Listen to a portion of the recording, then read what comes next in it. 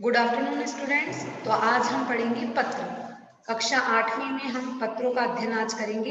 तो पत्र के बारे में सबसे इम्पोर्टेंट बात यह होती है कि पत्र हमारे पास दो प्रकार के होते हैं, एक तो औपचारिक पत्र और एक अनौपचारिक पत्र।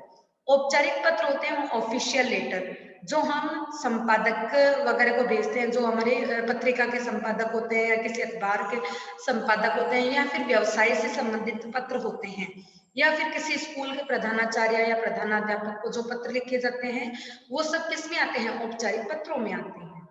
अनौपचारिक पत्र में आते हैं माता पिता, पुत्र पुत्री, मित्र या अपने सगे संबंधियों को भेजे जाने वाले पत्र। तो ये वाले जो पत्र होते हैं, इनमें क्या अपने को ध्यान रखने की आवश्यकता होती है? एक तो जैसे दादा पिता या अपने से कोई बड़ा हो तो उसको लिखते हुए हमें श्रद्धेय, पूजनीय, आदरणीय ऐसे शब्द लिखने होते हैं संबोधन में। और उसके बाद में अभिवादन में हमें क्या लिखने होते हैं? सादर चरण स्पर्श, चरण वंदना, सादर नमस्कार, सादर प्रणाम। इसी तरीके से अगर कोई बड़ा भाई और बड़ी बहन है तो आदरणीय भाई साहब, आदरणीय बहन, ये सादर प्रणाम। अगर अपना मित्र है, मित्र हमेशा बराबरी का ही होता है, तो मित्रवर, प्रियवर, प्रिय, स्नेही मित्र। और उसको संबोधित किस प्रकार करेंगे? स स्नेह नमस्कार, प्रेम, स्नेह। और छोटा भाई और छोटी बहन होगी, उसको प्यारा या प्यारी, प्रिय, स्नेहमयी, इस तरीके से संबोधित करेंगे। और उसको क्या लिखेंगे? सस्नेह नमस्कार। अभिवादन क्या करेंगे? सस्नेह नमस्कार, स्नेह, प्रेम। और अगर कोई पिता या माता अपना पुत्र और पुत्री को अगर वो ये लिखते हैं, पत्र लिखते हैं, तो वो लिखते हैं चिरंजीवी, प्रिय पुत्र, आयुष्मती। हाँ, और उसको क्या लिखते हैं? सुखी रहो, खुश रहो, है ना। तो ये देखिए, इसमें हमें हमारा जो स्टार्टिंग का ये हो जाता है कि अगर हम किसी भी औपचारिक पत्र को लिखते हैं तो सबसे स्टार्टिंग में हमें लिखना होता है अपना एड्रेस। जहां से हम पत्र लिख रहे होते हैं वहां का हमें एड्रेस लिखना होता है। उसके बाद में हमें डेट डालनी होती है, जिस डेट को हम पत्र लिख रहे होते हैं वो डेट हमें लिखनी होती है।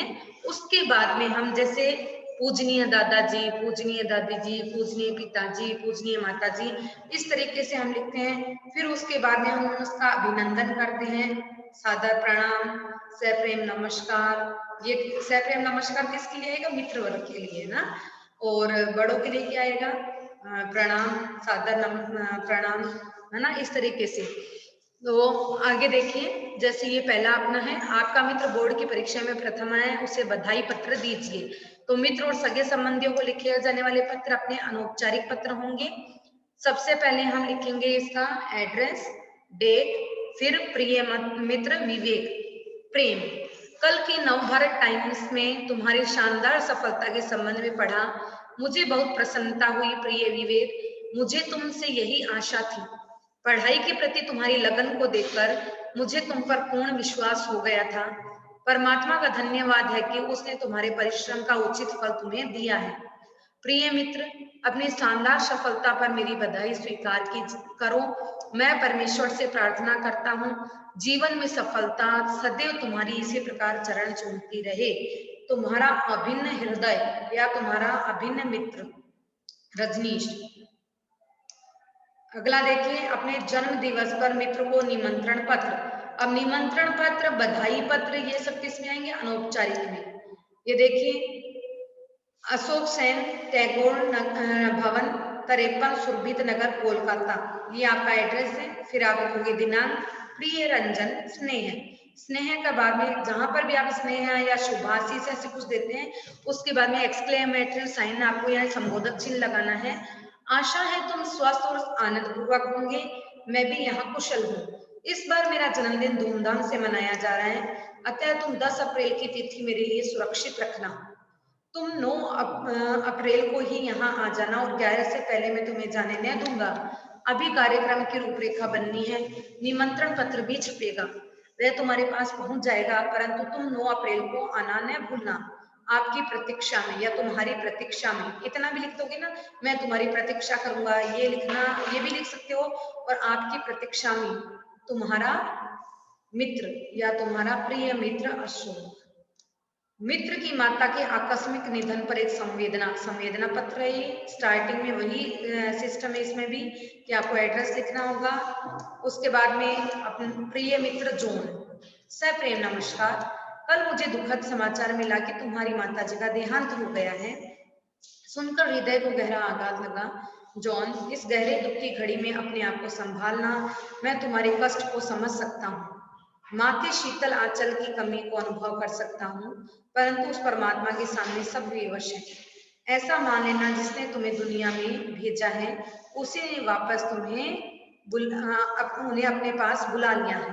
परमात्मा ने माँ को अपनी शरण में ले लिया है। मैं भगवान से प्रार्थना करता हूँ कि वह तुम्हें इस दुख को सहन करने की शक्ति प्रदान करे। तुम्हारा शोकाकुल मित्र, यानी शोक में आकुल, शोक से पीड़ित, यानी तुम्हारा जो ये दुख है इसमें पीड़ित तुम्हारा मित्र अरविंद। इसी तरीके से देखिए पिताजी को पत्र है, ये आप पहले भी लिख चुके हो, इस तरीके के तो आपको आते होंगे। छात्रावास में रहने वाली बहन को समय के सदुपयोग करने की सलाह देना। परफॉर्मेंस नहीं है, बस बीच की जो चीज है वो आपको अपने हिसाब से लिखनी होगी। ये देखिए विदेशी मित्र साथी को पत्र में अपने विद्यालय की विशेषता का वर्णन करना, ये सब आपको इसी तरीके से लिखने होंगे। अपने पिताजी को पत्र लिखकर नैनीताल घूमने की अनुमति, वो ये पत्र भी आपका किया हुआ है। घूमने की अनुमति, ये वाला पत्र आपका किया हुआ है। तो आइए औपचारिक पत्र पर भी थोड़ी चर्चा कर लेते हैं। औपचारिक पत्र में क्या होते हैं, ऑफिशियल लेटर्स होते हैं। इसमें से ऐसे अगर हम विद्यालय के किसी प्रधानाचार्य को कोई पत्र लिखते हैं तो सबसे पहले सेवा में प्रधानाचार्य महोदय, विद्यालय का नाम और आपके शहर का बताना है कि किस शहर में ये विद्यालय है। फिर आपको लिखना है विषय। अब एक चीज का हमेशा ध्यान रखना कि औपचारिक पत्र में ही विषय होते हैं, अनौपचारिक पत्र में विषय नहीं होते। आप लोग क्या कर देते हो, अनौपचारिक पत्र में भी विषय लिख देते हो कि नैनीताल घूमने जाना है। ये कोई विषय थोड़ी ना हुआ कि पिताजी को पत्र नैनीताल घूमने जाना है, पिताजी की याद आ रही थी इसलिए पत्र। ऐसे विषय नहीं होते, विषय सिर्फ औपचारिक पत्रों में ही होते हैं। तो ये विषय लिखने के बाद में आपको अपना ये बताना है जिसमें आप जो भी आपको दिया गया है, जैसे शादी विवाह के उपहार या छात्रवृत्ति के लिए, तो वो पैराग्राफ आपको पूरा लिखना है। लास्ट में आपको भवदीय, भवदिया, प्रार्थी ऐसे लिख के अपना नाम, कक्षा और रोल नंबर लिखना होता है। संपादकीय पत्र या शिकायती पत्र। आपके मोहल्ले में अक्सर बिजली का संकट रहता है। बिजली अधिकारी को इस समस्या के समाधान के लिए पत्र लिखिए। सेवा में उपमंडल अधिकारी, गाजियाबाद शहरी विकास प्राधिकरण गाजियाबाद। विषय सेक्टर 8 में बिजली का संकट। इसमें आपको विषय लिखना होता है महोदय, इसमें आप लिखोगे महोदय, मैं सेक्टर 8 का एक निवासी, आपका ध्यान। अब इसमें आपको सविनय निवेदन है कि ऐसा कुछ भी नहीं लिखना है, इसमें आपको सीधे अपने बात पर ही आना होता है कि मैं सेक्टर 8 का एक निवासी आपका ध्यान बिजली संकट की ओर खींचना चाहता हूँ। आजकल हमारे सेक्टर की बिजली आपूर्ति खराब है, कई बार 1 घंटे में 10 बार बिजली आती जाती है। मैं इस तमाशे को समझ नहीं पा रहा हूँ। बिजली न होने के कारण पानी की आपूर्ति भी रुक जाती है, घर का सारा प्रबंध गड़बड़ा जाता है, कोई काम नहीं हो पाता है, सारी दिनचर्या अस्त व्यस्त हो जाती है। महोदय, कृपया बिजली की आपूर्ति को ठीक कराने का कष्ट करें। सेक्टर के सभी निवासी परेशान हैं। फिर आप लिखोगे धन्यवाद, इसमें आप लिखोगे प्रार्थी, क्योंकि आप प्रार्थना करने वाले हो। वहां तो आप आज्ञाकारी शिष्य या शिष्या लिख सकते हो, यहाँ पर सिर्फ आपको प्रार्थी लिखना है। प्रार्थी, फिर आपका नाम लिख दोगे और वार्ड नंबर वैसे पहले आप लिख चुके हो तो आपको जरूरत नहीं है, सेक्टर का नाम। नेक्स्ट देखिए, आप अपने घर के पास पूजा स्थल में लाउड स्पीकर बज रहे हैं तो उसकी शिकायत भी आप लिख सकते हो। मोहल्ले की सफाई पर भी आप लिख सकते हो। नेक्स्ट आप देखिए, ये संपादकीय पत्र हैं। देखिए, हिंदी के हिंदुस्तान नामक समाचार पत्र के संपादक को पत्र लिखिए जिसमें लड़कियों की घटती जनसंख्या पर चिंता प्रकट की गई हो। सेवा में संपादक महोदय, हिंदुस्तान रांची। महोदय, कृपया मेरे निम्नलिखित विचार अपने पत्र में छापकर अनुग्रहित कीजिए। ये देखो, ये समाचार पत्र, ये वाले क्या होते हैं, ये हम संपादकीय पत्र बोलते हैं। तो जैसे अपने विचार अगर हम समाचार पत्र में छपवाना चाहते हैं तब इस तरीके का पत्र लिखा जाता है। पिछले 10 वर्षों से लड़कियों की जन्म दर लगातार घटती जा रही है। चंडीगढ़ जैसे महान नगर में लड़कियों का अनुपात किसी भी महानगर से कम है। हरियाणा में लड़कियों का अनुपात देश भर में न्यूनतम है। लड़कियों की घटती जनसंख्या चिंता का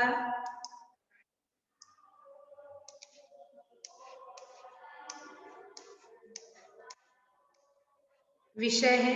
यदि यह गति चलती रही तो कितने ही युवकों को कुंवारा रहना पड़ेगा। फलस्वरूप समाज में छेड़खानी, अपहरण और बलात्कार की घटनाएं बढ़ेगी। लड़कियों की घटती जन्म दर के पीछे पुरुष प्रधान समाज की पिछड़ी विचारधाराएं हैं। अधिकतर लोग लड़के का जन्म चाहते हैं, इसलिए वे गर्भावस्था में भ्रूण की जांच करवा लेते हैं। यदि लड़की हुई तो उसे नष्ट कर देते हैं। यह भ्रूण हत्या मानव हत्या के समान है। यह समस्त नारी जाति का अपमान है। समाज को चाहिए कि ऐसे लोगों का बहिष्कार करे। सरकार को भी गर्भपात और भ्रूण परीक्षण के संबंध में कड़ी कार्रवाई करनी चाहिए। इसमें लिखोगे आप भवदीय, फिर नाम लिख दोगे और इसमें एड्रेस लिख दोगे। जहां कौन सा एड्रेस लिखोगे, जो आप लिख रहे हो भवदीय यानी प्रार्थना करने वाले आप हो, तो आपका नाम और आपका एड्रेस नीचे लिखोगे। तो इस प्रकार ये औपचारिक अनौपचारिक शिकायती और संपादकीय पत्र हमारे पूर्ण होते हैं। आपके पास इसकी पीडीएफ आ जाएगी, तो आप इसको कंप्लीट करके अपनी अभ्यास पुस्तिका में कर लीजिएगा और समझने का भी प्रयत्न कीजिएगा। धन्यवाद।